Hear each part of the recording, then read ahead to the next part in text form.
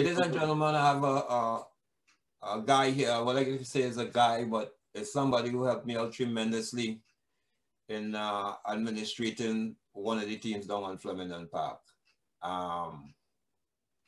He's a real utility player, and he's a thinker. He upped his game to the fact that he even excelled in his position and excel in the league to even get MVP of the league. So instead of keeping it a secret for much longer, I would like him to introduce himself, give his name and his background from where he came. Thanks, Alwyn. Kurt McNeilly.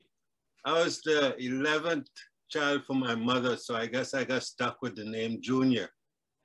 But there is a junior in our family, a real junior. Anyways, I'm born and grew up in Currap. So I went to Currap CM school. Currap CM, if you know, is a cricket school. So every time soccer came and we had to play EC or RC, 7 was the limit. We would accept 7. Anything more, it was poor on our part. The other schools we did okay with. When it came to cricket, 2-1, game's over. We beat everybody. So when I sat common entrance, I kicked my butt. For about a year before that, I really wanted to go to St. Mary's. QRC, was too flashy. St. Mary's was quieter, I found, and I wanted to go there. Kicked my butt, did well in common entrance, school of choice, thought I was going to St. Mary's until my mom informed me, we're going to Hillview. That was my first lesson in life. Hillview is a cricket school. Quite well. So here I am now in Hillview. Okay, Form 1, played soccer, played cricket. By Form 2, I was playing on both teams. I was goalkeeper in the senior team and playing out on the junior team. That went for a couple of years, and then forward wine. During that time, in Currap, there was a lot of soccer going on. We had our juvenile team, much like you guys. Our team was Charlton. The bigger team to us were like juniors and all-stars.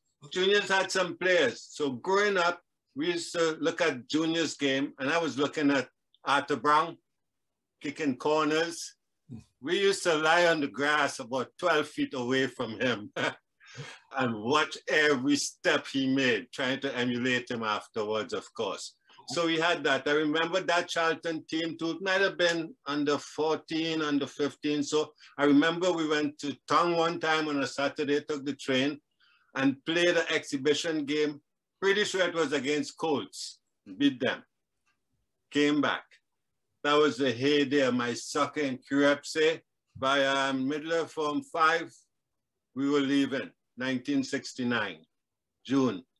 Okay, before you go there, in all that time, cricket and football, did you start getting tall? I was about 6'3" at that time. Okay. And I remember, as you mentioned, height. In the division we had there, the juvenile division, at the end of the season, the all-star team was picked. 2 of the people from our team, Charlton, was selected. I was 1. And most of the players came from Tunapuna, Tesca, and Sir Frank. It's the first time I ever had a coach. His name was Ken Martin for the all-star team, who said he brought me in for corners because I was tall. Okay, that's news to me now. I didn't even know you guys linked up that far back. Okay, yeah. So now you reached 69, you said. And yes. Is it your whole family migrated or just you? Or? My mother was really avant-garde. She was really ahead of her time. Since 62, she was shipping us out. Every year she was shipping one, every year shipping one. In 69, it was down to my younger brother, Chris, and I. So, okay. But in Hillview College, we had some good runs, mostly in cricket. I remember track wasn't bad. I remember people like Anthony Joseph and so, people like that were on the track team. I did long distance. In grade 9, I did 100-yard dash hurdle. in San Fernando. I remember one teacher took me, I alone, and at the end, some guy said it's pretty close to a record in the island. Of course, no records are kept or so, but I know I'll win. When I was going to touch a tape and I looked back, the second guy he just came over the last hoop, if you know hurdles. Oh, okay. Yeah. That's Steve. So anyways, that was a heyday there. So we're into Canada now, 1969 June. So you're into Canada now. It seemed to be leading more as a cricketer. You're starting to get a taste of the football. Now we get up here and it's soccer. It's not football anymore. People still have this deliberation. No problem. How did you, because you make a name now in the soccer here. Let's deal with, what's the first taste you got of the soccer here? It was more a first shock. Went to Jarvis Collegiate. My brother Chris, a chubby Caribbean kid, Bihari Indian kid from Trinidad, and Tiki Clark, we were 5 students in 1100 at Jarvis.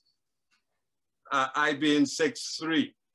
As soon as I walk in, they say, you should join the basketball team. Never touched a basketball in my life. Did you? Never did. I was in grade 11. Yeah, but I still want to play soccer. I still have my soccer dreams. So I'm finding out about the soccer. They're saying, okay, don't worry, it's going to come, it's going to come. First practice call, excited as all hell.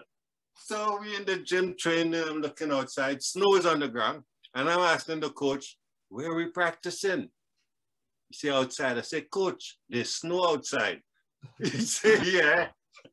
That was the last practice I went to already. That was it.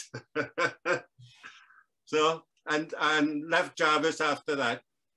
Worked a couple of years, didn't touch a ball. Decided to continue music. We always had music. What year you left Jarvis? 70, I only stayed there 1 year. Okay. My brother, he was younger than me 2 years, so he started in grade 9 and he had quite a good basketball session over there. And he never played soccer home. He never played too much sports home, but he just took the basketball when he came and he did quite well. Okay. Footnote, ladies and gentlemen. You just hear he said his brother played well. We have some latest clip later down in this interview where we're going to do some swing. But we're going to keep on the soccer for now. Okay.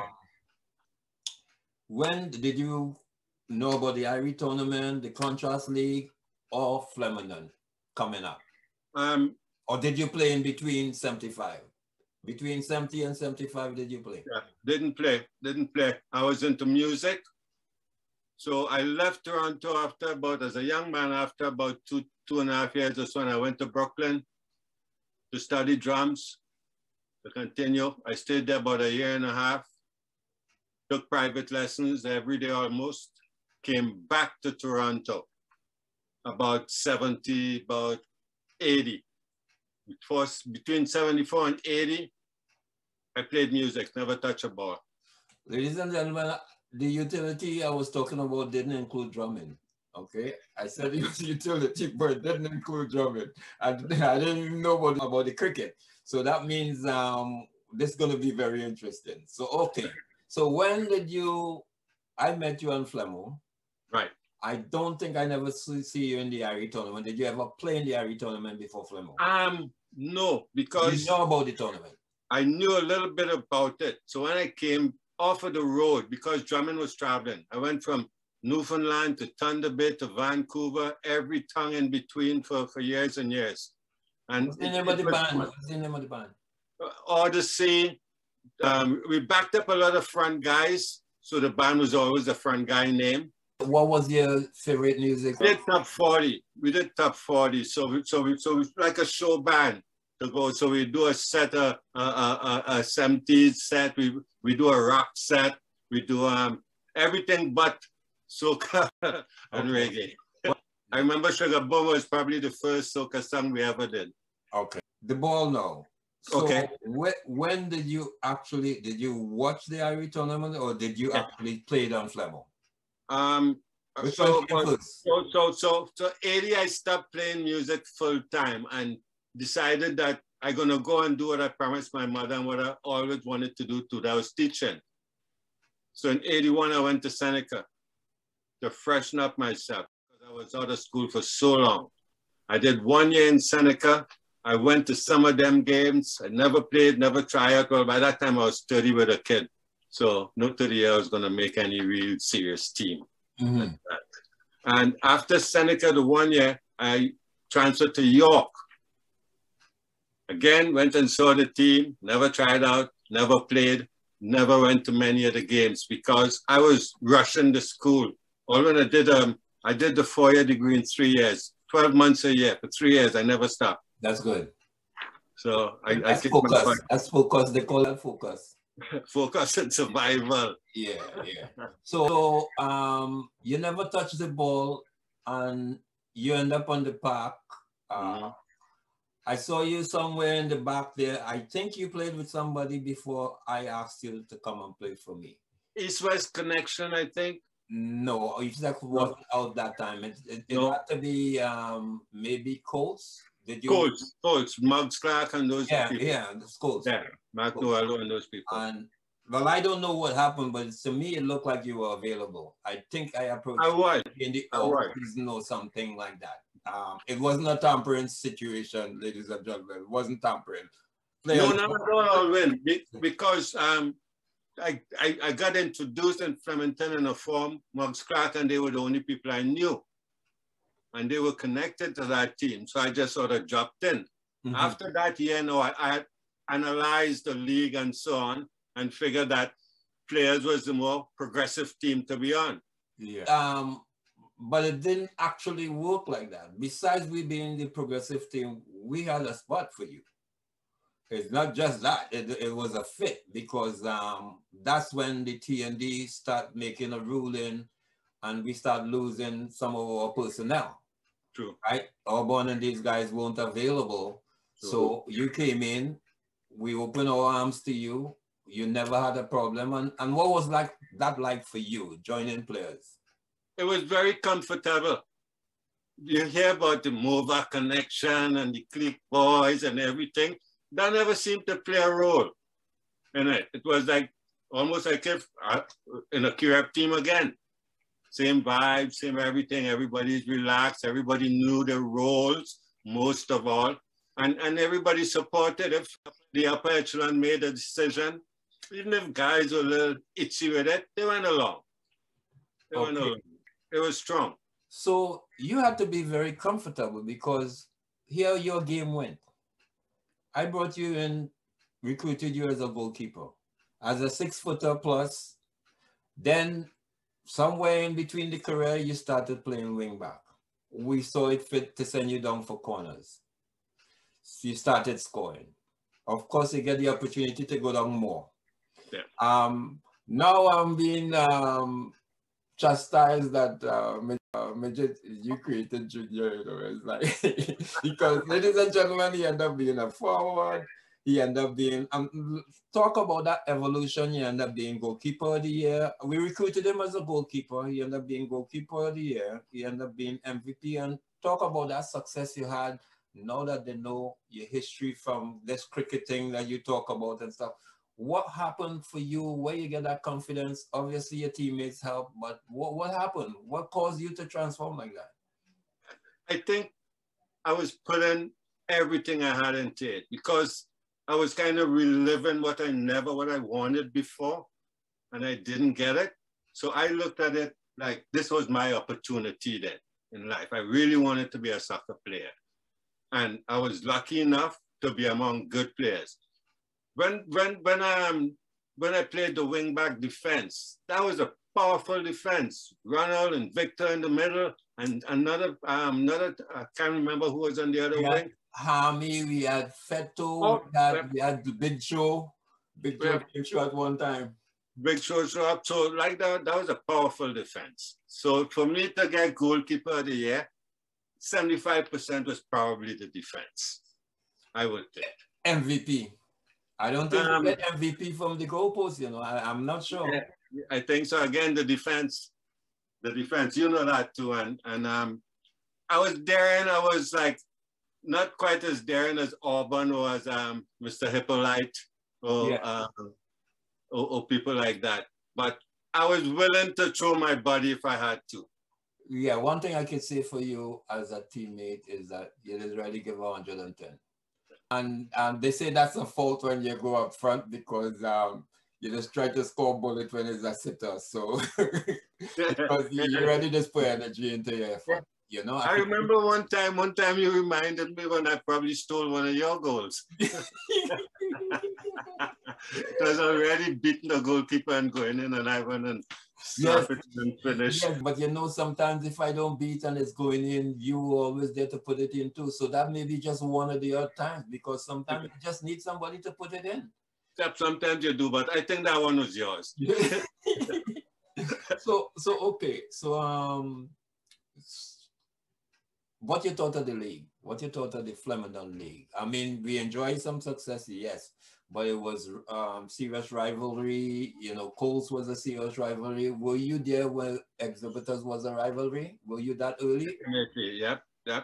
I remember all that, and I remembered even playing against some players who I coached in school, Terence Constantine and those guys, when they came with the Driftfoot team. Yeah, the powerhouse. Yep, powerhouse, right. Yeah. Two of those guys was on my team that I coached in high school. You coached that, but you get to see that kind of skill, guy? No, I met him with that. He was a player, boy. He was amazing. Yeah. TC's class, man. That's a real good player. So what did you do with that team in school? It wasn't one of the big schools. Okay. So it was a challenge. To give you an idea, the school was so rundown that when they were looking to make a documentary for Terry Fox, and they wanted a field to use to look kind of rundown, and so they used our field. Okay. Now, so it wasn't much ball. So talk about the league, and I want to talk about that teaching because that's the nurturing part that you're good at that we want to talk about. So let's wrap up the Flemingdon. How would you, for that career, that this ball that you always wanted to play, you got a chance to play, you were the best in the league in 2 different categories in different years. How do you look at that?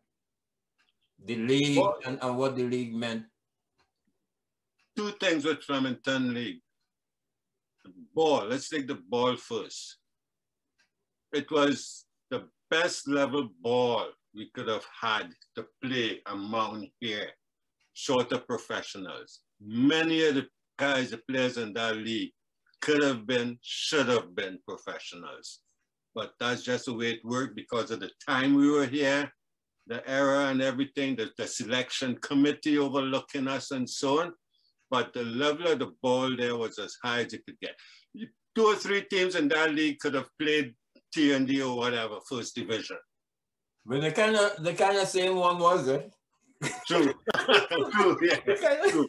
Yeah, which is guys. So and the amount of ex-national players passed through from all the islands and so on, unmatched. There was no other league like that, ball-wise, that catered to us, self-owned, self-operated, self-policed, self-everything. We never had to go and hang a hat or beg anyone or call the police for help or anything.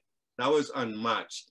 Secondly, the humanity part, the living part that Flemingdon offered. You had to go there on a weekend to survive the week, the rest of the week. All of us were working in places where we were probably the only Caribbean person, and so soon as you entered Flemingdon, there was like a revamp in your body, and you're almost like at home. Mm-hmm. So you had to go there in a way. There's a magnet pulling you, and many other people. The amount of marriages and children come out of there, the amount of visitors come there. It was like you come into Toronto in summer, you had to go to Flemingdon and see a game if you're into soccer. Yeah, that's exactly true, because I just received some pictures of somebody who's watching these interviews and asked me about Flemingdon, and he said, I wonder if that's why I came on caravan. And I said, send pictures. Pictures really is Flemingdon. People saying don't run the grass and stuff. So you're right. You know, it's going to prove out. Now, that's for Flemingdon. Mm-hmm. I understand now in doing the history of the Malvern League, I learned now that you were one of the, I don't want to use the word foundation, but pioneers with the league and helping the league for refereeing. I saw you playing that picture you sent with, I remember that team. Now that I saw the picture, yes. Whisker, right? Yeah, Whisker. I remember that team because Lonnie was playing with the team too. Now, how you get involved with the Malvern League, and I want you now to tell me how you look at the Malvern League. First, the involvement, because you also played in the league, not so? Yes. I think you was a freelancer again, being a utility player, because I think you play against my team too and scored. So let's start with the foundation part. I understand you were the early ones with Noel doing the officiating. How did that happen? How did that unfold? During my time at York, I did, like most of us, the arts and science of coaching. I did coaching part 1, coaching part 2. At some time I did the referee badge and so on. The Malvern League was close to where I lived in Malvern. Was it close to where you teach? Were you teaching at Mother Tia? Yeah, but that's coming up. All right, okay. And then I moved into that. So it was close to me, was on a Sunday, and I'm trying to remember exactly who. I may have just walked across or so and see it and started talking to people. Then I met Mr. Denny, and we meshed it with each other. We understood each other, we meshed. I saw what he was doing. I saw from Flemington the experience we had there, having our own stuff and everything else. And so I figured that, you know, as soon as I get the opportunity now, because we sort of outgrew Flemington now, we were looking for old boys and things. So I hooked up with Mr. Denny. Also, I must mention, apart from Mr. Denny Orwin, there are two Caribbean gentlemen in Scarborough, Mr. Denny being one and Mr. Sturge Martin being one. That those two gentlemen did so much for soccer, for Caribbean kids. It's unmatched. So Sturge Martin had grabbed hold of me before Mr. Denny. He even took me coaching one of the teams, the Malvern team, when they were starting a Caribbean team, and we were getting feedback. We said, all our kids are scattered. One's playing for Maple, one's playing for West Rouge, two's playing here. So we, Mr. Martin especially, said, we're going to start a Caribbean team with Caribbean Well, that's news to me now. Go ahead. Yeah, so I was on board with that. He asked me to coach it. I coached it, and the talent was unbelievable. We got a lot of negative feedback from the league, and so we said, but there's a team called Italia. There's a team called English something, and so why can't there be a team called Caribbean? But their fear was that we were taking the 1-1-1-1 players that they had. That team, I went to the Hamilton to play the Ontario Cup or so and lost to Tommy Klusmanis, I think his name. Tommy Klusmanis, yeah. Yeah, goal scorer, right. So we let him get away once and he scored. Okay. So you started officiating, refereeing. Were you playing when you were refereeing or no? I was refereeing open and playing over 35. Okay. If I remember at one time, yes. But I wasn't playing and refereeing in the same division, no. Okay. I didn't want to do it. And so from that, when we came, by the time we came 93, 94, I couldn't remember you refereeing when Owen was trying to explain it to me. But now I know, you know, that and talking to you. So how did you get the jitters to start? You were playing the over 35, as I say, Whisker, I saw that. But then again, is it familiarity where you link back up? Because I think you played against us, and if I'm not mistaken, you might have played with us too. With us, yes. But also at that time, the team was getting stuck too, your team. It was getting stuck, new faces and everything else. So I was more concentrating on the over 35 at that time. Yeah, because we got MacGyver and these guys. So it's that, and then we joined the over 35 later on under Irie and stuff. The connection with the proximity, the closeness, is it took me 4 years when I started teaching to get into Mother Teresa School in Scarborough. I finally got in there, and I stood there for 20 years at least. And that closeness after the Malvern League, I'm forward winding a little bit, and it went over to our field, the Mother Teresa field, the league with Randy Washington. That's right, yes. Right? So I was instrumental. I was on the inside and thing and so on. But Alwyn, every Monday morning, the custodians in the school would be waiting for me. Mr. McNeilly, the field. Look, there's garbage there. The bin is overturned there. All kinds. Every week was complained. But I know that would have been risky. We did. A young Mr. Washington, every Sunday, you would drive back there at 9 o'clock or so in the night and walk the whole field and clean up whatever had to be done. Noel Denny did the same at Malvern Field. And we had people in Flemington, we had people who were doing that. Yeah. So like we sort of picked up after ourselves. Yeah. So now in talking to you a few days ago, you're in Mother Teresa, you're a teacher. To me, the height, that's why I asked you earlier on about the height before you came here and how that going. And you already tell the public you were 6'3" or something in Trinidad. So you would always get that knocking on your door about basketball. In a Jarvis 1970 yearbook picture, you look at the basketball team, the all-Canadian team, and one Caribbean kid at the side. That was me. Okay. And not many other players in the other schools either. Well, I didn't know, but you didn't say you played though. I was You athletic. You wasn't into it. I was athletic. So I played basketball with soccer skills. And your choice really was soccer? All the time.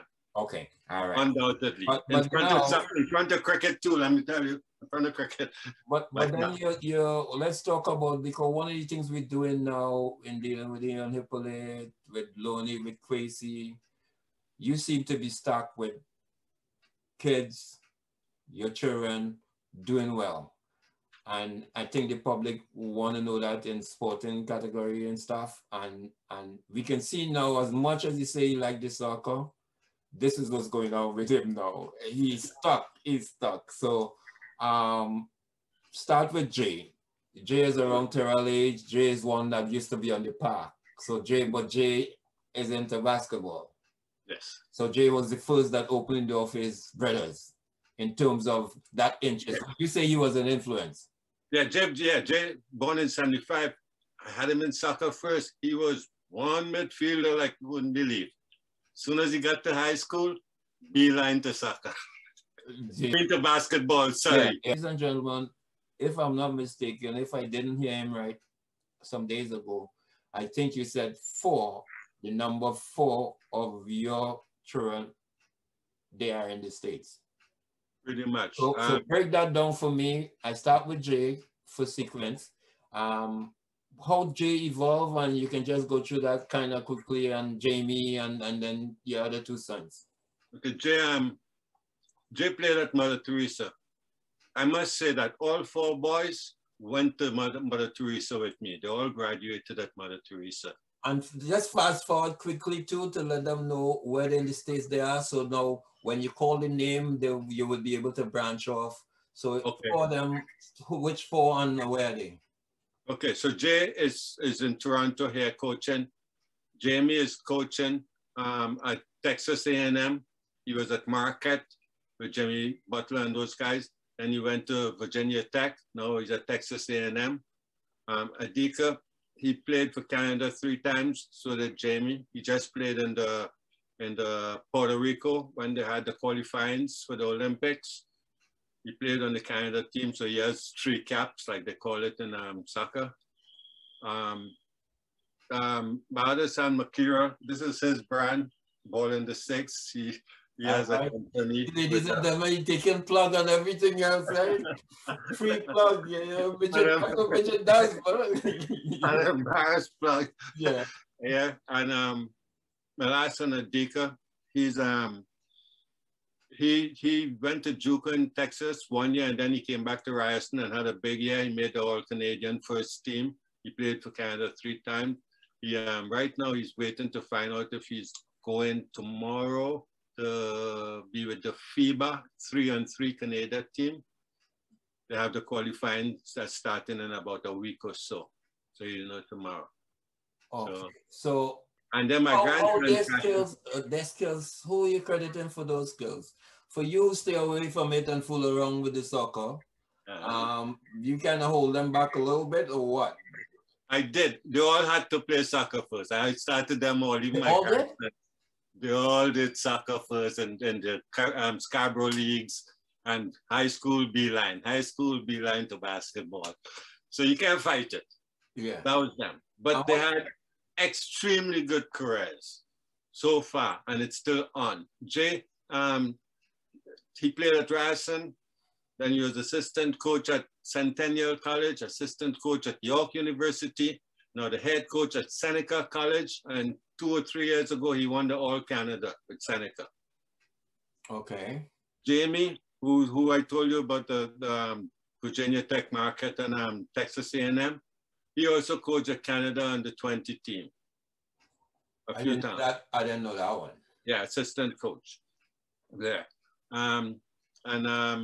Adika, like I said, he took Ryerson to the first All-Ontario's trophy. They won it? All-Star 2 years. He took them to the final. First time Ryerson won the Ontario's. Okay. And then they went to the Nationals the 3 years he was there. Then he went to Germany for 2 years, France for 1 year, and then COVID. The Germany-France trips, what are they for? To play for teams or to? Yeah. They were contracts. They were pro contracts. Oh, yeah, and like you, I actually went to Germany to see a game. I wanted to get to see a soccer game. It was not scheduled when I was there. Yeah, it's really the serious about. I'm in Germany. I want to see a soccer game. Even with the way the fans really respond and stuff in this, they say, yeah, this is real big. The way the fans, they're so knowledgeable. They make these songs when the play is building up. You tell yourself, you know, like they get you excited too. Yeah, and you had that experience, so you know what? They know the game, man. Germany got it, man. You know. And then my grandson, who is Jason Cassius, he's a gem. Went to Canada. He just turned 20. I'm getting old. What? 3 years ago, he went to Italy with the Canada team and got the most promising player or something. Basketball? Basketball, yeah. So right now he's was at Texas A&M with my son Jamie last year, but he didn't play. He redshirted because of COVID. So this is his big year coming up next year. But he also played for Canada. So based on the successes, what is their overall response? Is it still climbing, or are they enjoying it, or is it just a career choice? It seemed to be a career choice now, Alvin. So there's a chance they can stay in that environment and follow the career. In that environment, yes. So you lost them just like Lodi with Chrissy. My youngest grandson, I had 4 sons, 5 grandsons. Finally got the granddaughter. But my last grandson, Pharaoh, he is such a soccer player too. He only wants to play basketball, granddad. Well, why not? Because I mean, he's seen that's the light at the end of the tunnel. He's seen success. Yeah, I just see why not, and more marketable. You know, I'm not knocking the soccer, but in this part, the basketball seems to be going more places. Quite so. Yeah, I mean, miles ahead. And then we're in Toronto, right? Yeah. Basketball's down there. Exactly. And even the Raptors now, in terms of contracts and stuff, it making more sense. I would think even more than TFC and everything else. Yeah, and more players get the opportunity in soccer. I had some good players at Mother Teresa, soccer players. I had Kamal Miller was the most recent one. And so they're playing professional. Okay. That playing professional soccer. He's playing for Montreal now. Okay. Did he show that? Did he show that in school or? Oh, by far. He was taking spot kicks from 40 yards out and scoring it with his left foot. All left. You should give him some right. So. What did he do after MT? He went to Syracuse on a scholarship. He played there for his 4 years, and then he was drafted by, may have been Connecticut, one of the pro teams. I can't remember which one. And not MLS though, because Connecticut. MLS, yeah, MLS? Yeah. Okay. And then they traded him to Montreal this year. Okay. So I guess his granddad, Broomy, is happy. He's closer now. We can go to the games. Okay. Yeah. Yeah, as I told you, I'll have to talk to Broomy about that. So, well, Junior, what we dealing with? You've been to the IRE tournament over the years. What you think? I think you've been an official in the tournament, no? Yeah, I may have had them when how you look at the tournament. It offered a lot of people you interviewed spoke about it. I wouldn't reiterate, but all the camaraderie, all the different nationalities, all the freedom, the food. The guys giving corn soup Mike hell because there's no corn in the corn soup. And cut.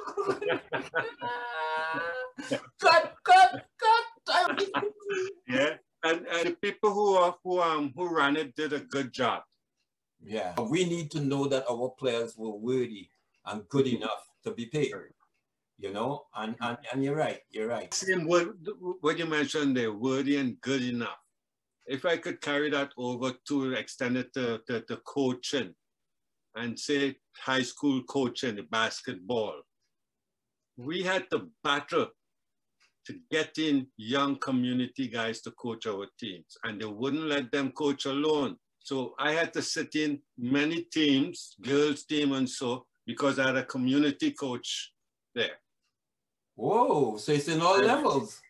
All levels. I know these guys who we used to have to sit in and think, they've been able to qualify themselves and everything. So it's more accepted now for schools to have community coaches. Much more accepted. But we fought a big battle for that, a very big battle. But Junior, you had the blueprint for these coaches thing with the way you're stirring, doing you have the blueprint or what? You would think so, I don't know. Well, if you don't, I'll take you whatever print you have. The progenitor.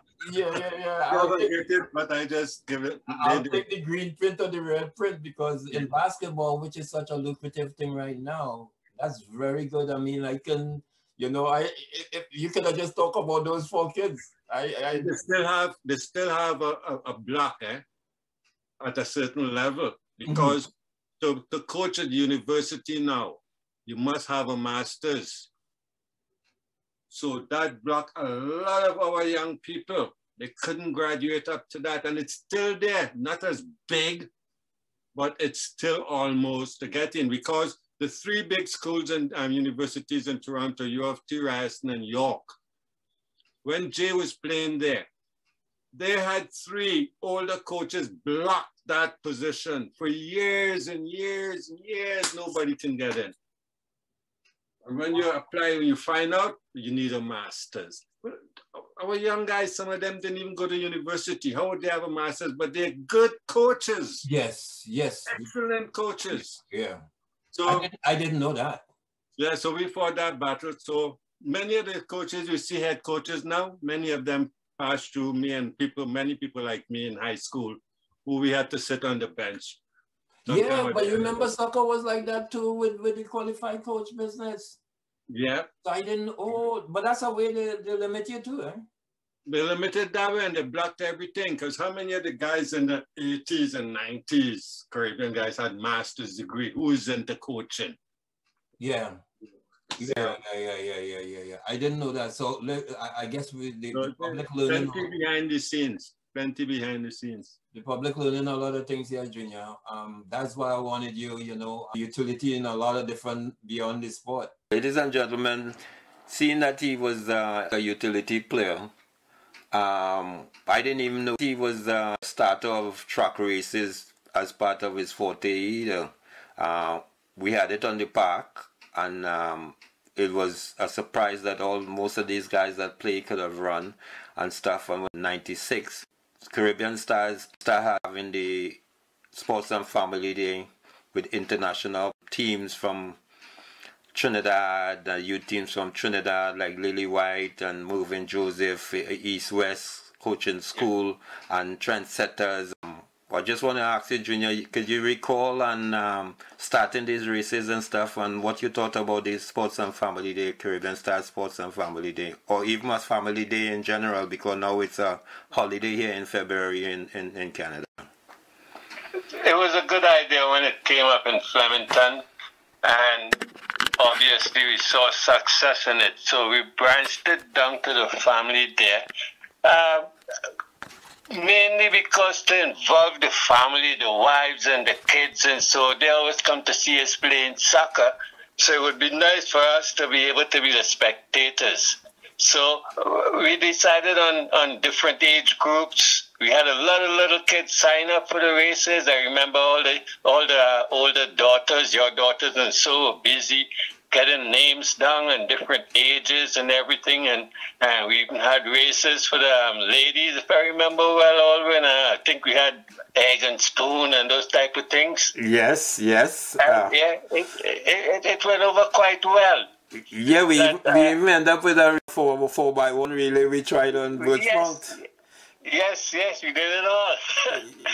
It also brought such a big crowd that parking was almost impossible there, and you know how big the parking lot is, and the food vendors and the corn soup, and again we sort of added in that the whole cultural element into it. So it was so refreshing.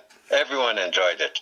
All right, so that's the launching, ladies and gentlemen, of the Sports and Family Day, which was an international event for Caribbean Stars. So, anything else we need to cover, Junior? No, just apart from what you're doing is a very big job.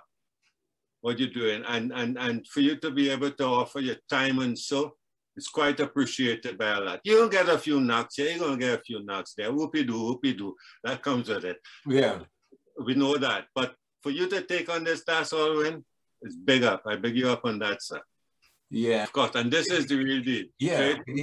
But you want to just stay real, that's all. So thanks again for the information, and you take care. Stay safe. You too, Alwyn. Thanks very much. Bye.